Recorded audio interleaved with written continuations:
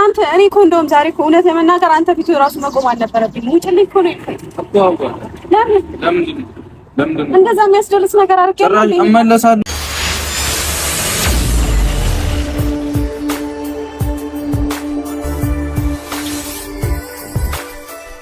የጨረቃዎች ይዘውት የመጡት ቪዲዮ ቢያስደነግጠንም እዚህ ጋር ደግሞ ፍፄን ይዤላችሁ መጥቻለሁ። እና ማን ነው ፍፄን እስኪ እንደው የሚወድ ማለት ነው? የመሬን እንዲህ አይነት ጓደኛ ይኖራችሁ በየሄዳችሁበት መከታ የሆነ ማለት ነው። ዛሬ እንግዲህ በምንት የቤት ቪዲዮ ተለቋል፣ ገፍታችሁ አይታችኋል ብዬ አስባለሁ። እና ሀይሚና ቡራም እንግዲህ ዛሬ መጥተዋል ማለት ነው። ከሀብትሽ ጋር ነው የመጡ። ሀብትሽ እንግዲህ የሁለታቸውን ችግር ተቆጥቶ ለመፍታት ነበር የመጣ። ነገር ግን ችግሩ አልተፈታም። ሀይሚ ጥላ ሄዳለች ማለት ነው። እንግዲህ ሀብትሽ ታላቅ ወንድም እንደመሆኑም ከመጀመሪያው አንስቶ እስካሁን ድረስ ቡራም ጥፋት ካለበት ጥፋተኛ ነህ፣ ሀይሚሽም ጥፋት ካለብሽ ሀይሚሻም ጥፋተኛ ነሽ በማለት የሁለታቸውን ችግር በቻለው አቅም እየፈታ የሚያስታርቅ ምርጥ መከታ ወንድም ነው ሀብትሽም። እውነት ለመናገር እንግዲህ እንዴት እንደሆነ ባይገባኝም ነገሩ በጣም ተጋኗል። ቤተሰብ ቪዲዮን አይታችሁ ከሆነ ከልቡ ነው የተናደደው። እኔ ባያመኝ እኮ እንደዛ ባይሆን አትመጭም ነበር ልትሄጂ ነው እያለ ነው። እና እንግዲህ ሀይሚ ደግሞ በቃ እሄዳለሁ እያለች ነው፣ አልቀርም እያለች ነው።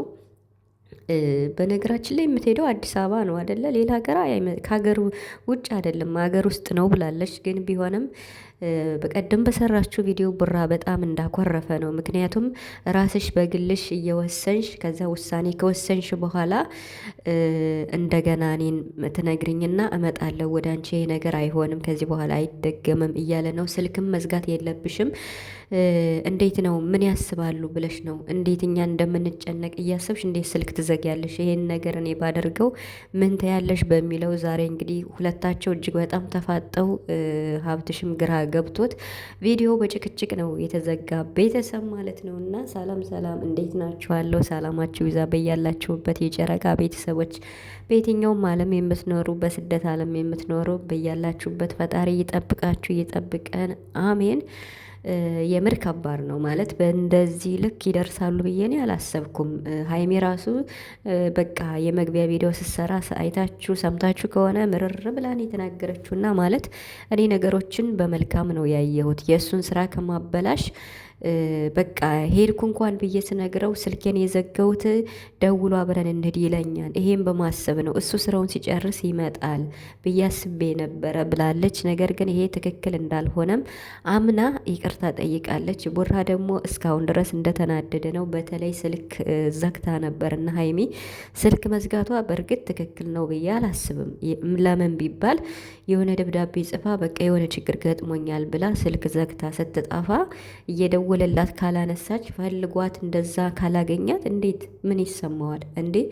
ለሁለታቸውም አንዳቸው ነው። ሁለታቸውም እየተሳሰቡ ነው የሚኖሩና ብቻ ግን ግራ ያጋባል። የምር ቡራም የሚናገረው ከልቡ ነው የተናደደው በጣም።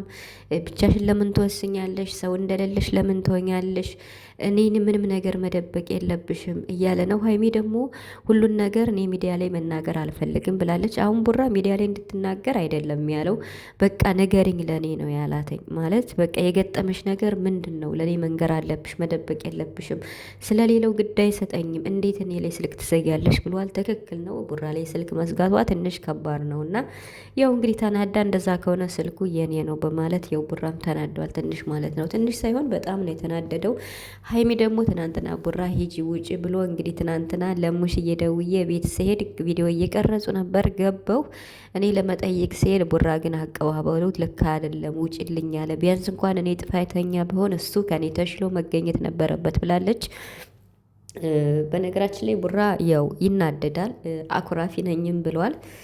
ማለት ነገሮች እንዴት ነው ድንገት ሲሆንበት ሊናደድ ይችላል። እሷ ደግሞ ያው በድንገት ነው ሀይሚ ሄድኩኝ ያለችው፣ አሁንም እሄዳለሁ እያለች ነው። አሁን ይሄ ነገር ቀላል ነው ማለት ሁለታቸው እኮ አውርተው መፍታት ይችላሉ። ምንድነው የገጠመሽ ነገር ንገሪኝ እስኪ ብሎ ቡራም ቀስ ብሎ ተረጋግቶ ቢጠይቃት እሷም ለማስረዳት ዝግጁ ናት። ግን ደግሞ ቡራም በቃ ጥፋትሽን እመኝ ክርክር ላይ ነው ያለ። ሀይሚም ደግሞ በቃ ሁሉንም ነገር መናገር የለብኝም ግን እኮ ከሄድኩ በኋላ ልነግርህ ወስኜ ነበር። ለአንተ በማሰብ ነው ያሰብከው ስራ የጀመርከው እንዳይበላሽ ፈልጌ ነው ብላለች ማለት ነው። ፍፄ እንግዲህ መከተው ዛሬ አኩርቶናል ማለት ነው። ፍፄም